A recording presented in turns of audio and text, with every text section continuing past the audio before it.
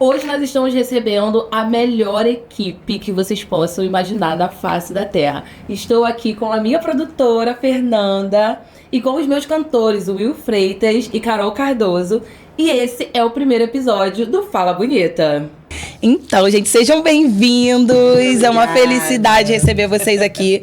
Vocês foram escolhidos a dedos para serem os primeiros no nosso podcast, porque, assim, o Samba Bonita hoje acontece por conta do samba de vocês, por conta do trabalho da Fernanda. Fernanda é minha amiga pessoal e também uma produtora incrível. A gente não começou o projeto do Samba Bonita trabalhando juntas, mas o destino fez com que a gente se unisse e hoje é um sonho compartilhado. Então eu sei que a Fernanda trabalha no Samba Bonita com todo o amor do mundo, o mesmo amor que eu coloco nesse projeto, ela coloca também.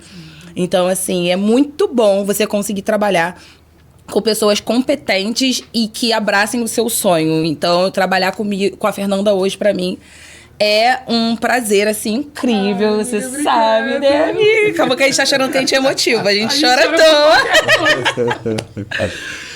E trabalhar com o Will e a Carol também foi uma coisa, assim, incrível, um presente. O Will eu já conhecia, porque o Will é marido da Fernanda, assim, eu trouxe a família toda pra trabalhar junto comigo.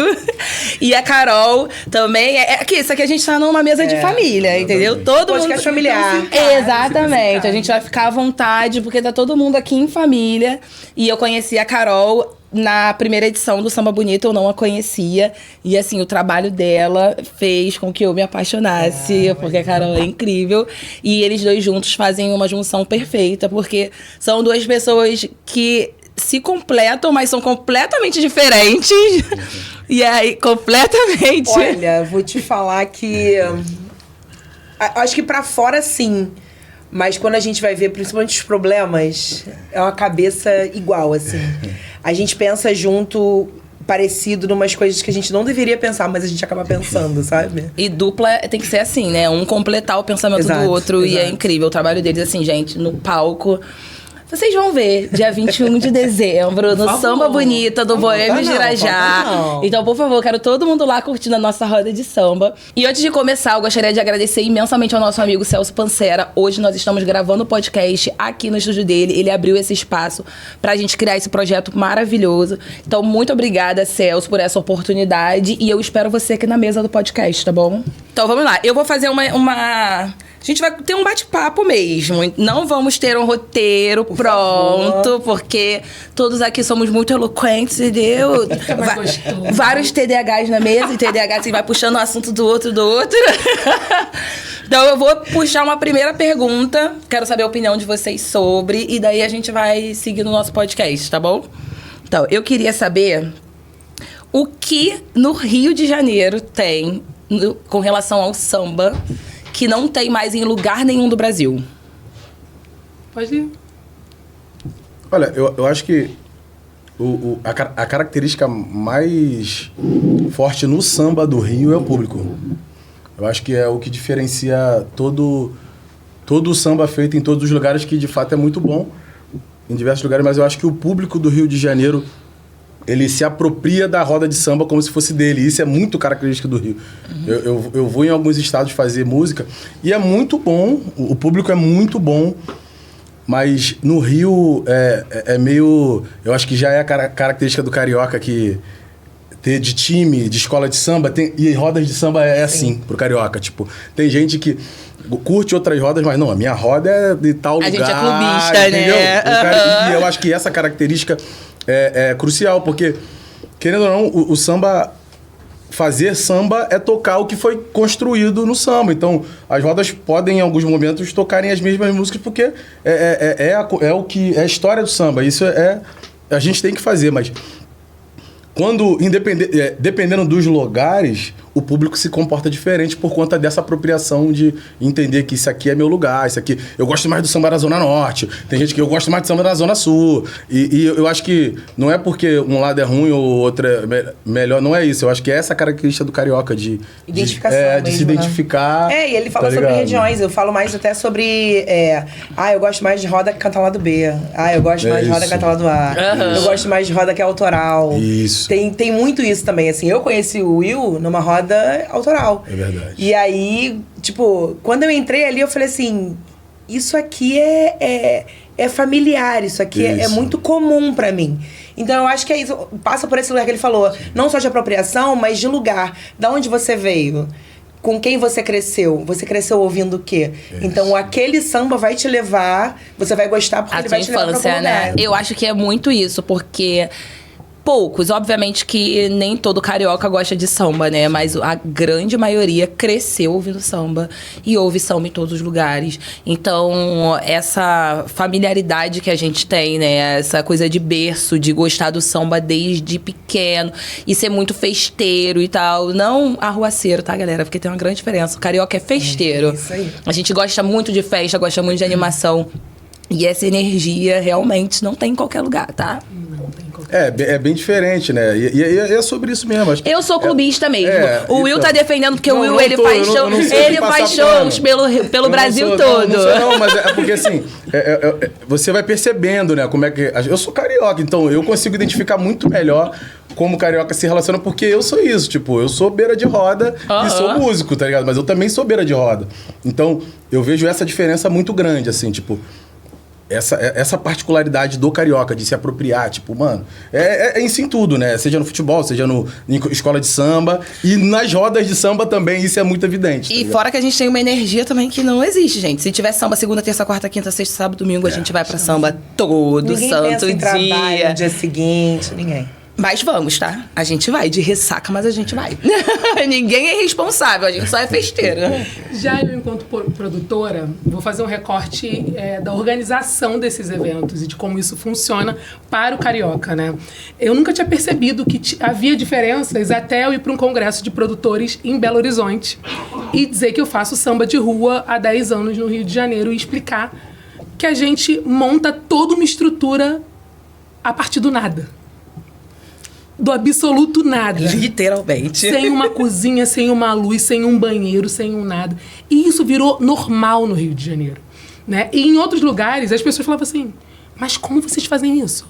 Um dia só?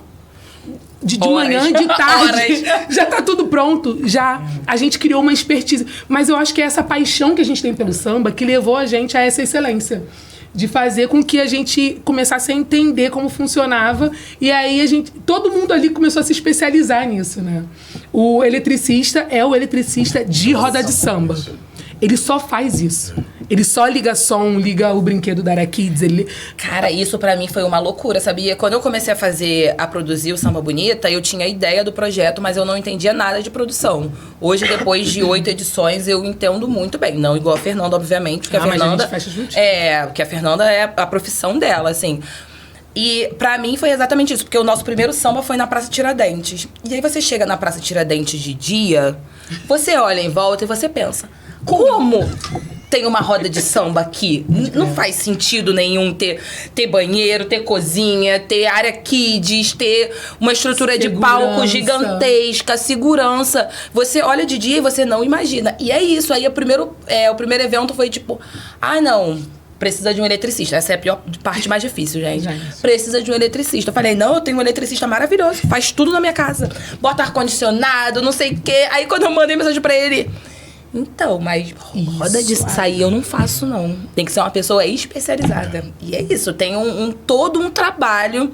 Toda uma equipe que é voltada só pro samba no Rio de Janeiro. Pessoas que trabalham só com samba. E as pessoas não têm noção disso. E eu aprendi isso na produção. Que na produção, em outros estados, as pessoas só trabalham com produção. Para qualquer show. Aqui, as pessoas são específicas para essa determinada função. E aí, se especializaram muito mais na área, né? A coisa ficou muito mais... A gente teve... Estamos até importando, acho que, produtores para outros lugares do Brasil por conta disso. E essa característica é muito forte aqui no Rio de Janeiro, assim, de fazer um samba acontecer do nada. Porque parte daí é interessante você falar isso do olhar técnico, porque e tudo se combina, porque o carioca, ele vive o samba, ele não só consome o samba. Eu sou beira de roda, você é beira de roda, a gente se conheceu na beira da roda. Eu virei produtora por ser beira de roda. Então, eu também. Exatamente. Fez um samba por exatamente. A gente vai vivendo samba e vai fazendo... Transforma a paixão em trabalho. Vai se identificando tanto que vai incorporando na sua vida. E eu acho que essa característica, eu acho que é fundamental e crucial diferencial do samba no Rio de Janeiro. Eu acho que é essa, assim. E se você acha que conversar com quem se considera sambista, eu digo sambista e se apropriem desse termo, porque é isso. Ser sambista é viver o samba, né? Então, eu acho que vai ser um denominador comum esse papo de nós... Essa característica é a nossa maior, Fora mais relevante. que eu toco muito nessa tecla porque é uma coisa que me deixa triste, assim. O samba ainda é um gênero musical muito desvalorizado, mesmo que os cariocas vivam no samba. Então, assim, exatamente. Então, você pensa num evento de qualquer outro ritmo, de MPB, sei lá, de pop, até de funk, você pensa sempre em estruturas enormes, festivais, e aí já pensam num local que tenha toda essa estrutura e tal. Os produtores de samba, não, minha filha, a gente dá o nosso jeito, com o que a gente tem, porque é pouco dinheiro, é muito trabalho, e o povo paga pouco, não quer pagar ingresso, e a gente faz o nosso nome com pouca coisa. Então, assim, tem que ser muita correria mesmo pra conseguir trabalhar no samba. Num dia de Samba Bonita, a gente consegue movimentar uma média de 40 colaboradores. Então, são 40 famílias, né, que trabalham com a gente. A gente gira numa receita de 80, 100 mil reais num evento, no ticket baixo. Então, eu acho que a gente precisa olhar com mais carinho para o samba. Né? As marcas não têm noção disso. Acho que não conseguem enxergar, assim. E a gente consegue fazer isso só com bar. Porque a gente não... Normalmente a nossa portaria é gratuita. Né? Porque isso é uma cultura carioca também, né? O carioca não gosta de pagar. E a gente tem essa filosofia no Samba Bonita de ser um evento mais inclusivo. Perfeito. Então, normalmente os nossos ingressos são no máximo R$10, assim, estourando 15 no dia do evento, sabe? Mas antecipado nunca é mais do que R$10. Sempre tem ingresso gratuito. A nossa área Kids é gratuita, as nossas atrações praticamente são gratuitas, porque as pessoas entram e não tem consumação mínima no evento, se divertem. Né? Exatamente.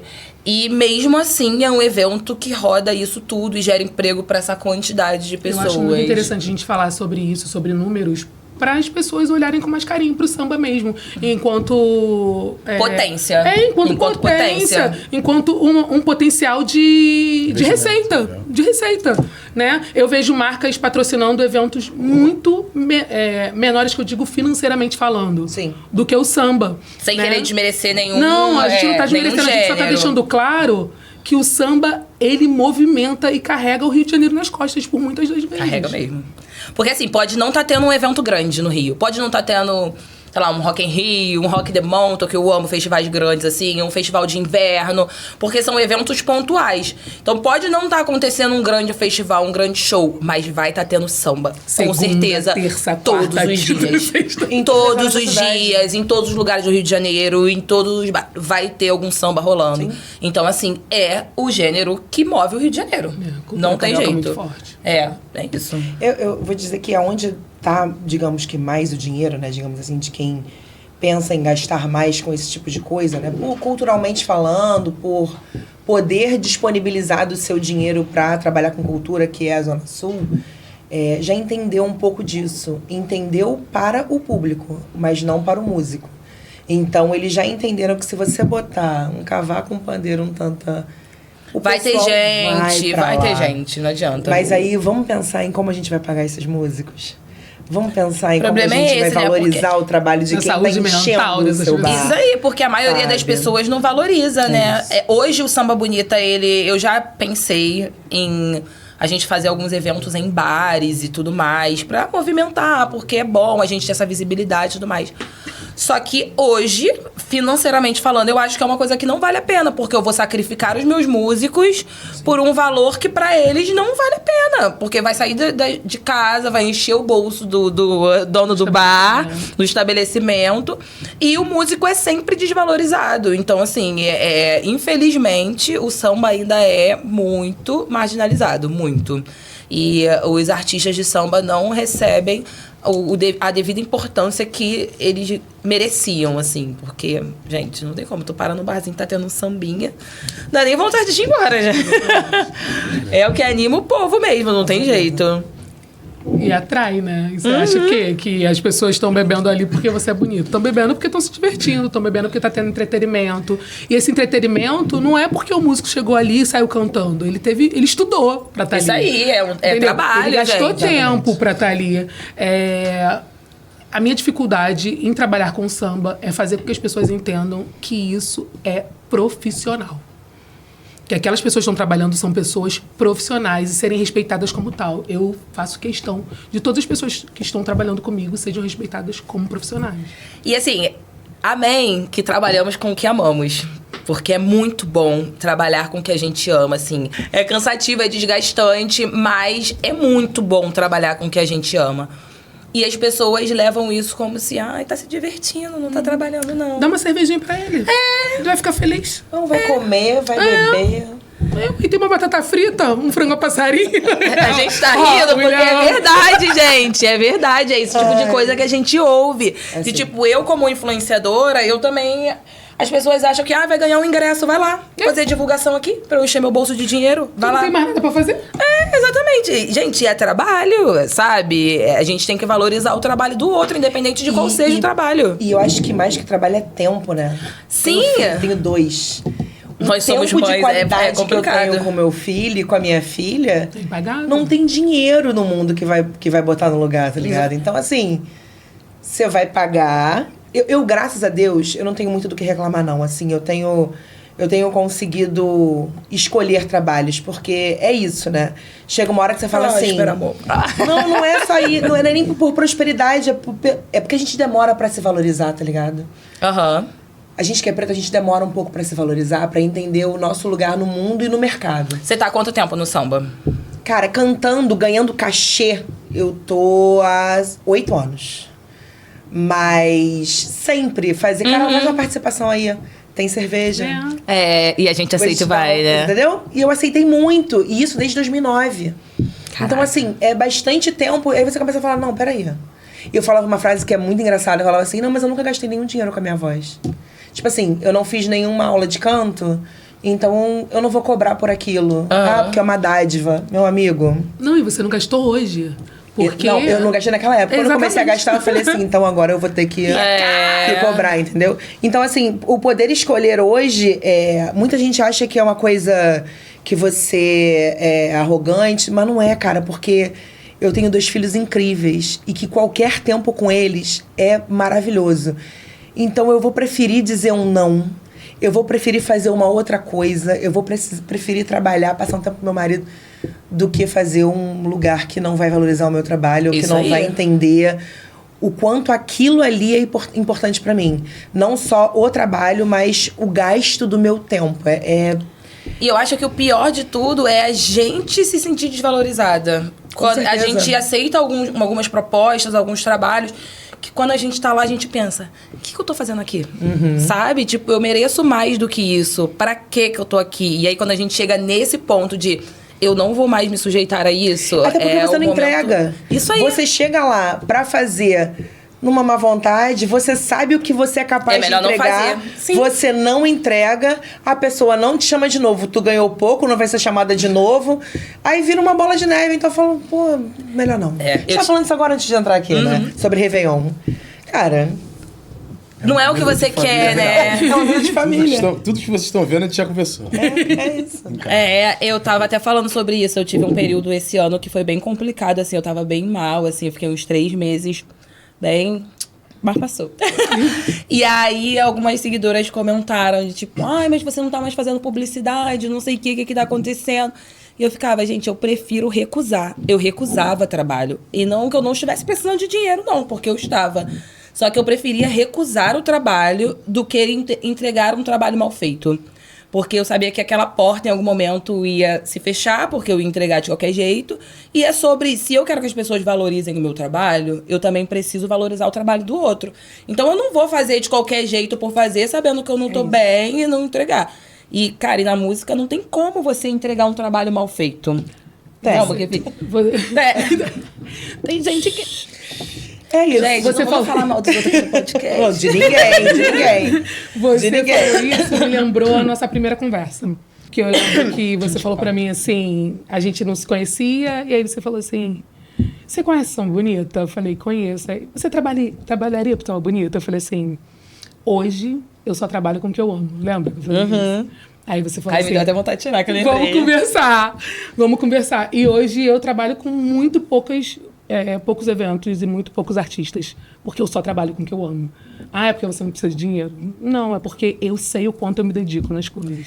Quando eu conversei com a Fernanda, e essa conversa foi um momento que eu tava, assim, muito atordoada na minha vida com relação ao Samba Bonita. Em questões de, tipo, que eu tinha sentido que eu tinha perdido a autenticidade do projeto, sabe? O Samba Bonita foi um projeto muito pensado no que exatamente eu queria que fosse uma roda de samba em que eu estivesse com a minha família. Então eu pensei exatamente como, se eu estivesse nesse lugar com os meus filhos, eu estaria feliz. Então o projeto começou daí. E aí chegou um certo momento que eu senti o projeto meio que fugindo das minhas mãos, sendo engolido por 1 milhão de coisas. Eu não vou nem colocar a culpa em ninguém. Se perdendo mesmo. É isso. Aconteceu muita coisa, e aí eu também fui me deixando levar por, vamos fazer isso, vamos fazer aquilo. E eu, tipo, vai, vamos fazer.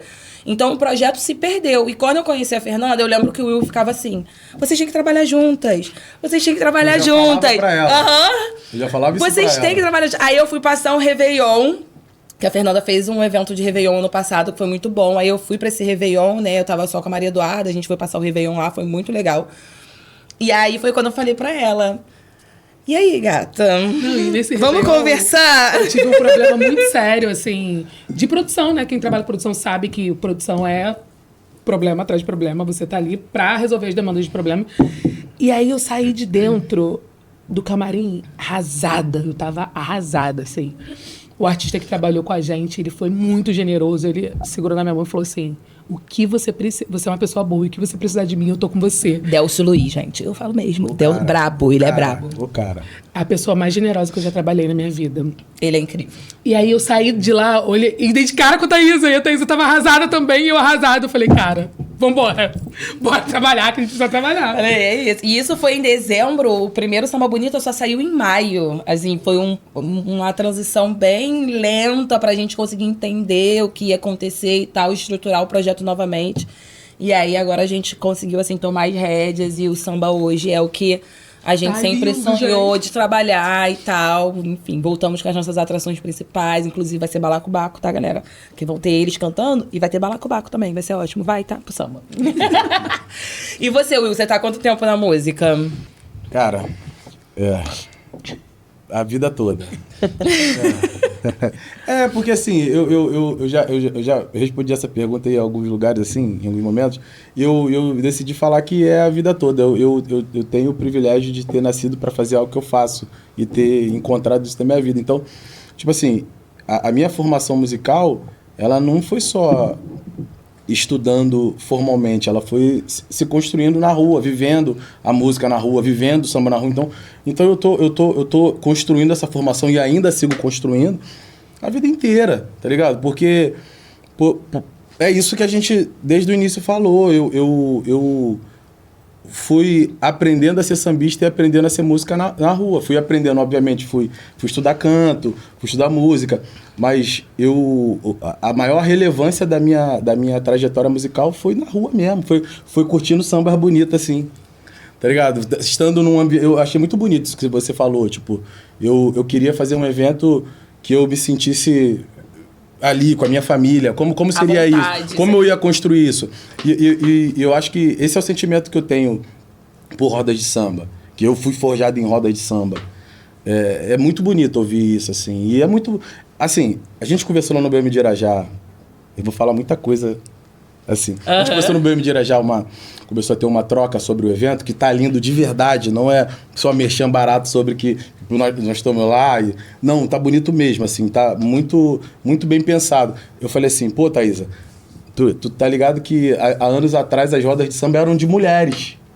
Tia Doca, Tia Cissa, tá ligado? As rodas eram de mulheres. As mulheres eram donas de roda, e aí levavam o nome dela, ela fazia aquela comida lá, pá, a galera ia tocar. E pra mim é foda a roda de samba de uma mulher, e eu participar dessa roda, de uma mulher preta que tá fazendo uma roda de samba que vai ser em Irajá, tá ligado? Tipo, isso é foda. E isso é o o processo do samba mesmo, porque o samba ele se construiu na casa de Tia Ciata, então uma Iabá que potencializou, assim, nessa construção, se potencializou um movimento, a história conta, e continuou, e os seus momentos sempre foram assim, sempre teve protagonismo empresarial feminino, sempre teve, tá ligado? E o Samba Bonita é esse samba também, e eu fazer parte disso pra mim é muito forte, é muito potente, porque eu tô fazendo parte do ciclo do samba. Tá ligado? E hoje no Samba Bonita, tá ligado? E é uma loucura que isso com o tempo se perdeu de uma tal forma que hoje o cenário de produção de samba no Rio de Janeiro é predominantemente de homens, assim. Eu vou fazer uma ressalva. Ele não é predominantemente de homens. Destacam-se os produtores homens. Perfeito. Eu comecei a reparar que as grandes produções são feitas por mulheres, mas essas mulheres são invisibilizadas. Exatamente. Eu ia até falar isso, porque quem bota pra rodar o samba mesmo são as mulheres produtoras. Mas aí quem tá lá com a cara bonitinha de o samba é meu são os homens. Exatamente. Eu trabalhei por muitos anos em alguns sambas que os caras tinham a cara deles, né, como os produtores do evento, mas quem carregava a caixa e quem limpava o banheiro químico era eu. Quem estava lá para receber os fornecedores, quem sabia a hora de chegar, a hora de sair, era eu. Né? Por isso eu falei que agora eu só trabalho com o que eu amo, porque eu só vou dar o meu sangue aonde eu sou valorizada. Porque outro dia a gente estava trocando uma ideia entre mulheres, né, produtoras, falando que a maioria das rodas de samba mais braba, terreiro de crioulo, é carregado por uma mulher. A gente só vê o rosto de um montão de homem. Mas é a Renata que está lá carregando aquela roda de samba lá. Né? E normalmente é assim. Gosto de trabalhar com outras mulheres porque a gente se potencializa, a gente faz as coisas acontecerem. E essa coisa do Samba Bonita, de trazer a família, isso me pega muito. Isso é incrível. Porque eu sou educadora também. E enquanto educadora, a gente precisa passar o que a gente acha que é bom para os nossos. Sim. Entendeu? A gente tem que passar o que a gente acha que é bom para os nossos. E quando você traz seu filho para a roda de samba, ele pode estar lá no pula-pula. Mas ele está ouvindo samba. Ele está entendendo o ambiente. Aquele ambiente, né, que por muitas vezes é marginalizado. Ele vai entender e vai tomar gosto por aquilo. E daqui a pouco é ele que está fazendo também. Isso é uma coisa, assim, que me revoltava um pouco. Porque eu vivi em rodas de samba com os meus pais. Não eram locais que eram adaptados para criança, porque é isso, né? Anos 90, aquelas coisas. Exato. Mas eu vivi em samba, eu vivi dormindo em cadeira de bar, eu vivi ouvindo Raça Negra, sabe? E é uma lembrança muito boa que eu tenho.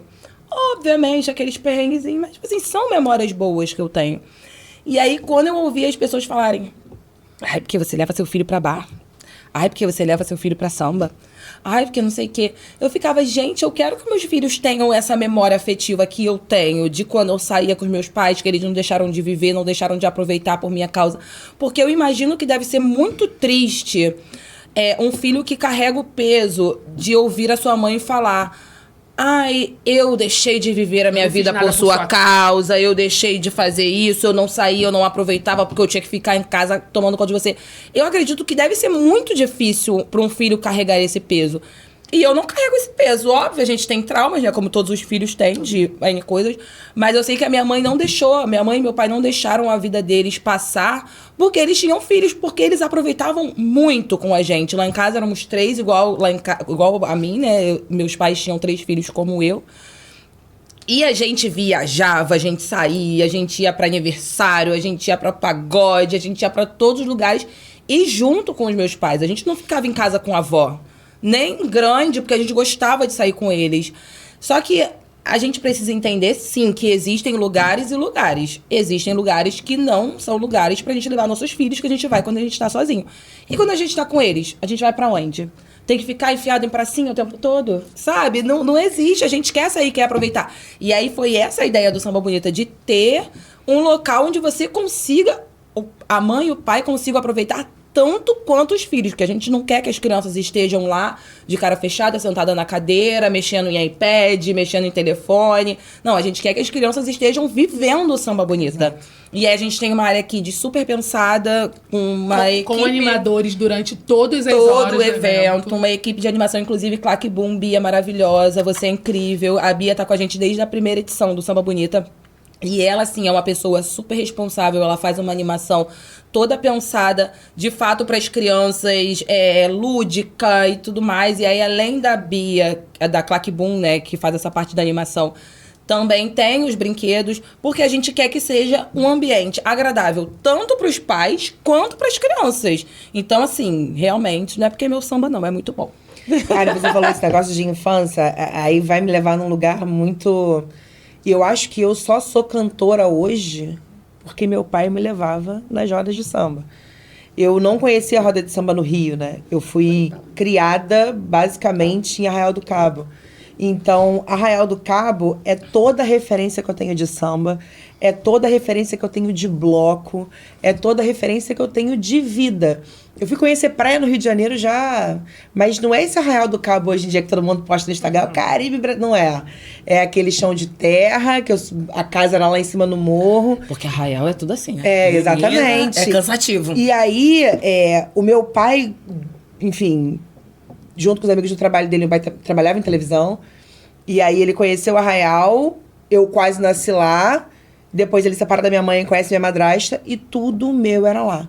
Então, eu tenho tios, eu tenho primos, eu tenho uma família lá que vive disso, porque é uma galera que vive da temporada do verão. Uhum. Então, a tia Arina, que é a minha tia que tinha o quiosque, a gente, criança, saía cedo de casa para colocar o coco no gelo, descascar aipim, porque mais tarde tinha roda de samba. E era o único quiosque que tinha roda de samba. Então ficava lotado. E aí o pessoal não dava conta. Então as crianças iam para lá para participar desse momento, do anterior. E quando a roda de samba começava, era aquilo, né? Muita gente de fora. Ó, aqui do meu lado, fica aqui. E assim, meu pai sempre teve um cuidado muito grande de não me deixar cantar, porque ele falou, não quero. Você vai fazer outra coisa. Ele morreu vendo fazer o que eu queria e apoiou até o final. Assim, isso é muito bom. Mas a minha infância me lembra isso. A minha filha tem essa memória também de ter que ir comigo, porque às vezes a gente realmente não tem com quem deixar, mas principalmente porque é aqui que a mamãe tá vendo? A gente quer, isso tá aí. Tá vendo como é que é legal aqui? É isso que você gosta? Esse final de semana eu fiz uma festa de aniversário de uma amigona minha.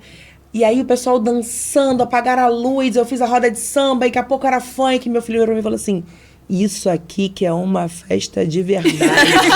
Beijo, Latara. Então, assim, ficou nisso, assim, sabe? Tipo, uma coisa muito, muito forte na cabeça dele. Ele falou, mãe, eu quero isso sempre, tá? Então, toda vez que eu vou trabalhar, ele fala, você já vai? Mas você não pode me levar, não? Ele nem sonha que eu faça uma roda com o tio dele. Porque senão, meu amigo... Ó, a gente tá chegando mais ou menos no final do podcast, então agora eu quero pedir pra vocês cantarem as músicas que vocês acham, um trechinho. A gente tá chique, a gente tá com músico, tá, meu amor? Mas a gente veio muito preparado. De músicas que vocês acham que não podem faltar em rodas de samba, principalmente aqui no Rio de Janeiro, que assim... Quando essas músicas tocam, é pra tocar o coração das pessoas que estão ali no samba mesmo. E pra vocês já terem um gostinho do que vocês vão ver no dia 21 lá no Samba Bonita. Começa? Fica à vontade. Eu vou cantar que eu gosto de Alcione, né? Não tem jeito. Faz o som dela pra mim.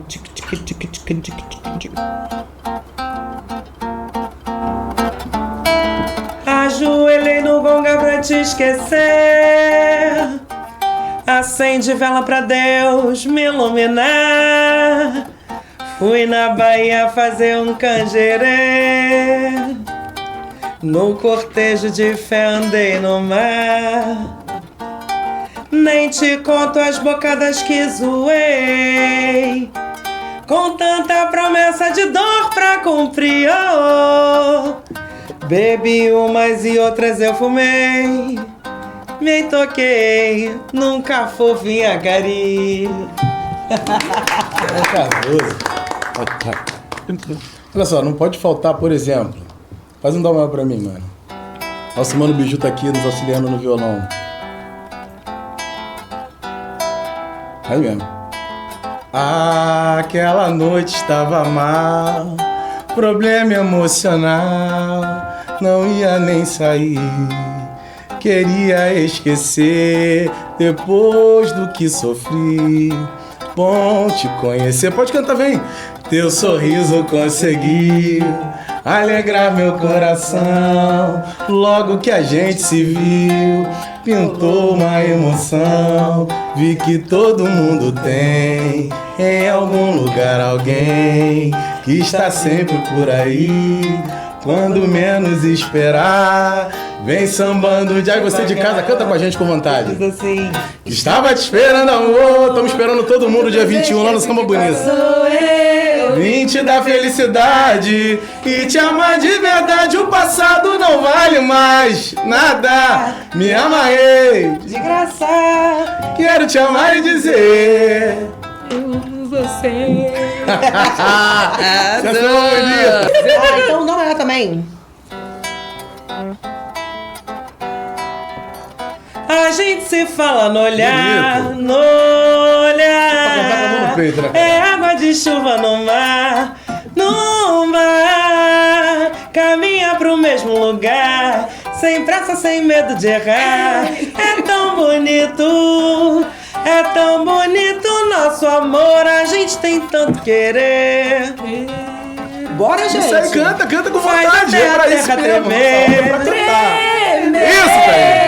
É luz que reluz meu viver, o sol do meu amanhecer. Carol. É você. Cansei de esperar por você, achei o prazer de sonhar. Não tenho mais tempo a perder, não tenho mais medo de nada. Que bom ver o dia nascer, que bom ver o sol despertar onde? Nos braços da madrugada. Muito obrigada, pessoal. Essa foi a Fernanda, esse foi o Will, essa foi a Carol Cardoso e eu sou Thaís Aventura e esse foi o Fala Bonita. Um beijo e até o próximo vídeo.